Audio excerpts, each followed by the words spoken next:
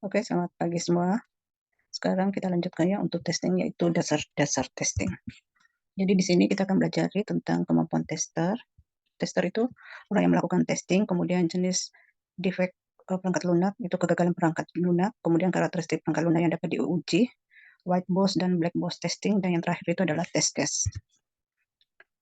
Tujuan pembelajaran setelah kalian belajar ini, maka kalian harus mampu menjelaskan tugas seorang tester, mampu membedakan pengujian white box dan black box, serta mampu menjelaskan komponen yang ada pada test case. Jadi suatu tim testing itu misinya dia meminimalkan risiko kegagalan sistem ya. Jadi diharapkan dengan dia melakukan tester terhadap sistem, maka risiko kegagalan menjadi berkurang. Sehingga dia mencari kira-kira sebelum perangkat lunak ini apa sih masalahnya ya. Sehingga dia harus mengeksplorasi, evaluasi, melacak dan melaporkan kualitas produk yang digunakan untuk mengambil keputusan bagi tim lainnya. Ingat, tester itu tidak membedahi kode, kemudian dia harus menginformasikan, ingat ya, sekali-sekali bukan komplain pada tim, tetapi menginformasikan. Dan yang berikutnya itu dia harus memberikan hasil laporan ya, pengukuran dengan kualitas sistem itu dia harus laporkan, semacam itu. Oke, kita lanjutkan. Testabilitas, apa itu? Tingkat di mana suatu sistem atau komponen memfasilitasi pembentukan kriteria pengujian dan kinerja tes untuk menentukan apakah kriteria tersebut telah dipenuhi. Jadi di testabilitas ini ada dua hal, yaitu seberapa mudah perangkat lunak diuji dan karakteristik bagaimana sih suatu perangkat lunak dapat diuji. Ternyata karakteristik perangkat lunak, yaitu yang pertama ada yang kita sebut sebagai operability. Jadi maksudnya ini apa? Semakin baik perangkat lunak beroperasi, maka semakin efisien penggunaannya. Ini jelas ya. Karena dia sudah baik beroperasi, berarti pengujiannya efisien. Yang kedua itu observability. Apa yang dilihat adalah apa yang diuji. Ingat, jangan sekali-sekali melaporkan apa yang tidak diujikan. Berikutnya controllability, yaitu melakukan kendali terhadap perangkat lunak. Decomposability, di mana kita tahu bahwa perangkat lunak itu dibangun dari beberapa modul yang independen ya. Bagaimana decomposability-nya, bagaimana kesatuan dari komponen modul-modul tersebut ya. Yang berikutnya simplicity, yaitu semakin sedikit yang diuji, maka pasti cepat selesai pengujian. Ini jelas. Kemudian stability, yaitu semakin sedikit perubahan, maka semakin sedikit masalah. Ini juga jelas ya. Kan kita tahu bahwa pengujian itu dilakukan untuk meminimalisir kesalahan dari perangkat lunak. Jadi misalnya kalau ada laporan kesalahan, maka harus diperbaiki. Sehingga semakin sedikit perubahan, berarti semakin sedikit masalah mengakibatkan semakin sedikit perubahan. Gitu ya. Understability, yaitu semakin banyak informasi, maka pengujian itu semakin baik. Ini jelas ya. Jadi orang yang melakukan suatu testing perangkat lunak itu yang kita sebut sebagai tester ya. Ternyata untuk untuk melakukan seorang tester ini dia harus mempunyai keahlian, ada 9 ya. Dia harus mempunyai analisa yang kuat dan terfokus, dia harus komunikasi baik, dia mempunyai kemampuan komunikasi yang baik ya, karena ini tester ini menghubungkan antara testernya sendiri dengan pengembannya ya. Jadi dia harus punya komunikasi yang baik, dia harus mempunyai latar belakang questionnaire and answer, dia harus membuat rencana tes dan dokumentasi tes. Dia harus mengetahui pendekatan testing. Dia harus tahu apa itu integrated, accepted, functional, guide, dan sejenisnya ya. Graphic user interface dan sebagainya ya. Kemudian dia harus tahu tentang sistemnya itu bagaimana. Dia harus mengetahui tools-tools pada saat melakukan pengujian.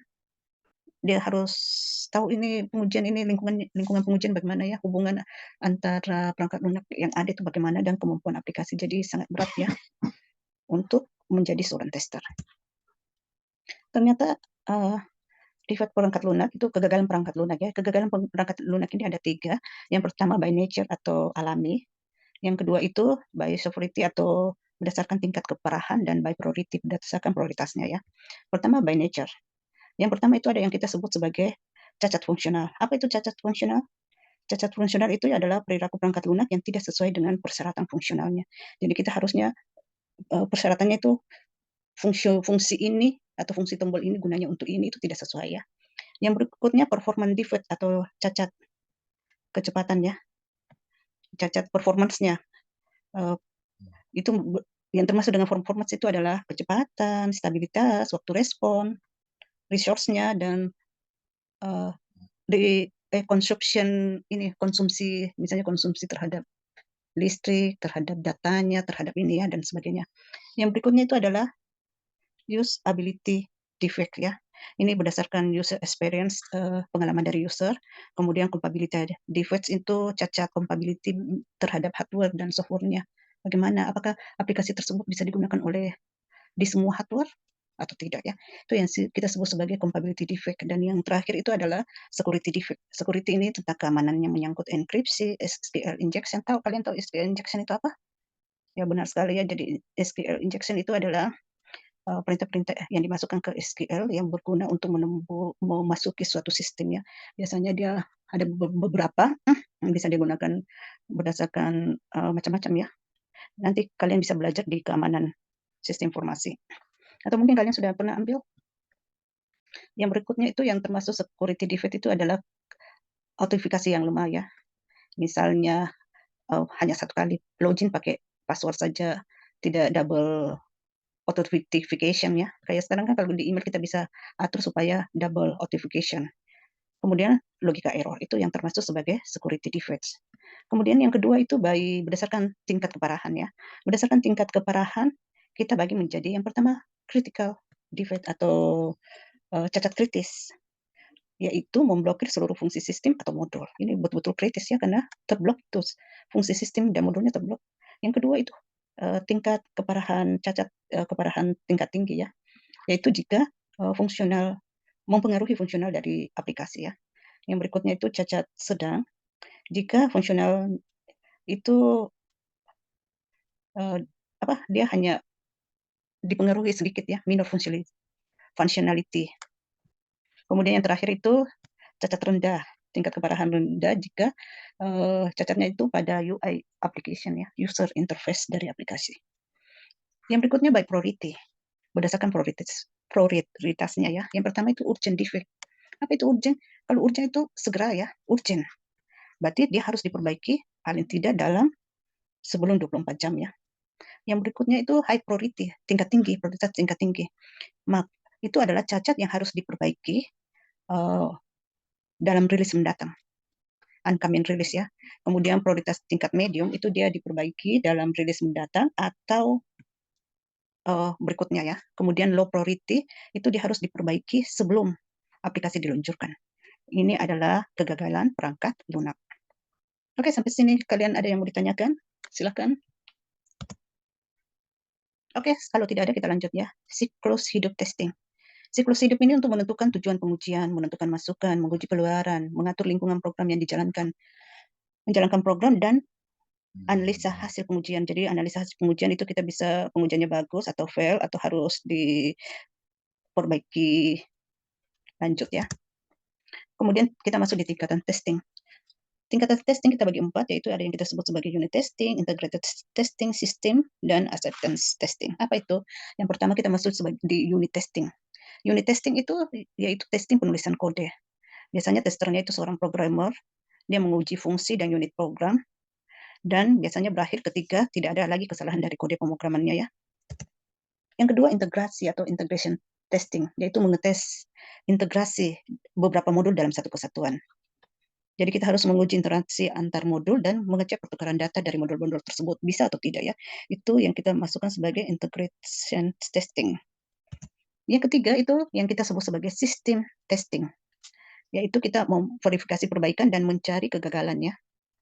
Pengujian biasanya dilakukan oleh suatu pemimpin tim atau kelompok tester. Jadi kalau tadi unit itu bisa dikerjakan oleh programmer atau seseorang, sedangkan kalau sistem testing itu dia menganalisa sistemnya ya, jadi dia sudah semakin kompleks, itu biasanya dalam suatu tim atau kelompok ya. Jadi dia menguji kebutuhan, menguji fungsi antarmuka sistem. Kapan dia selesai? Dia selesai ketika sebagian besar kebutuhan dari sistemnya itu selesai. Dan ingat pada pengujian testing itu harus menggunakan test case. Yang keempat ada yang kita sebut sebagai acceptance testing. Apa itu? Kita mengevaluasi ya kesiapan sistem sebelum digunakan. Jadi dia tidak menekankan pada pencarian kegagalan, tetapi biasanya juga ini karena dia sudah tingkat tinggi, berarti sudah agak ribet ya, berarti dia bisa dilakukan oleh pengguna atau tim yang ditunjuk oleh pengguna. Menguji fungsi, dokumentasi, dan prosedur. Kapan dia selesai? Dia selesai ketika pengguna merasa sistemnya telah berhasil. Jadi dia lebih ke penggunanya ya, acceptance testing. Dan yang terakhir itu adalah teknik testing. Ya, untuk cara melakukan teknik testing ini biasanya yang umum itu ada dua ya, black box dan white box. Walaupun saat ini tuh untuk teknik testing ini sudah banyak aplikasi-aplikasi yang bisa digunakan ya. terutama yang berbasis yang untuk melakukan tester kepada aplikasi-aplikasi web itu sudah banyak aplikasi yang kita tinggal gunakan. Jadi apa itu black box dengan white box testing ya? Jadi black box lebih menguji kepada fungsional perangkat lunak tanpa implementasi dan kode programnya ya. Sedangkan white box itu menguji struktur internal perangkat lunak, rancangan dan kode program. Jadi yang satu lebih ke kodenya, yang satu lebih kepada implementasinya. Jadi minggu depan kita lanjut ke ini ya, bagaimana caranya menguji black box dengan white box testing secara lebih mendalam. Jadi itu tadi adalah 4. Jadi saya ulang ya. Jadi ada 4 tingkatan testing ya. 1 unit testing, yang kedua itu integrated system testing, yang ketiga system testing, dan yang keempat itu accepted testing. Oke, sekarang teknik testing sudah ya yang tadi ya. Sekarang kita masuk di test case. Apa itu test case? Test case adalah kumpulan aksi yang perlu dijalankan untuk mengecek fungsi atau fitur tertentu pada perangkat lunak. Aksi yang perlu dijalankan. Test case ini memuat langkah-langkah pengujian, data pengujian, kondisi sebelum pengujian, sesudah pengujian, dan hasil yang diharapkan dan hasil pengujian itu ya harus isi dari test case. Jadi langkah pengujian, data pengujian, kondisi sebelum pengujian, setelah pengujian bagaimana, hasil yang diharapkan, dan hasil pengujiannya. Kalian harus bedakan atas dua, yaitu test case dengan test skenario. Itu tidak sama ya. Apa bedanya?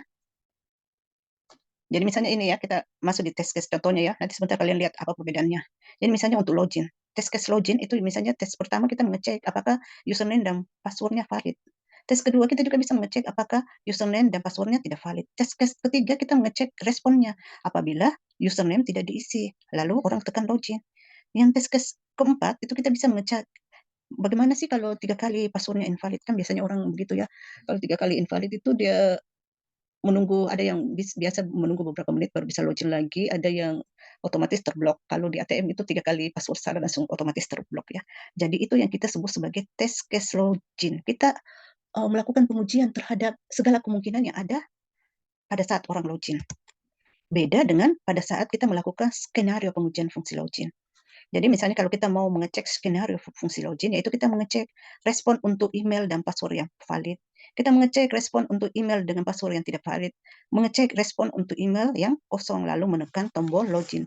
Jadi biasanya itu kita skenariokan dulu apa yang kita mau ngecek. Terus tata caranya bagaimana, itu kita masuk di test case-nya ya.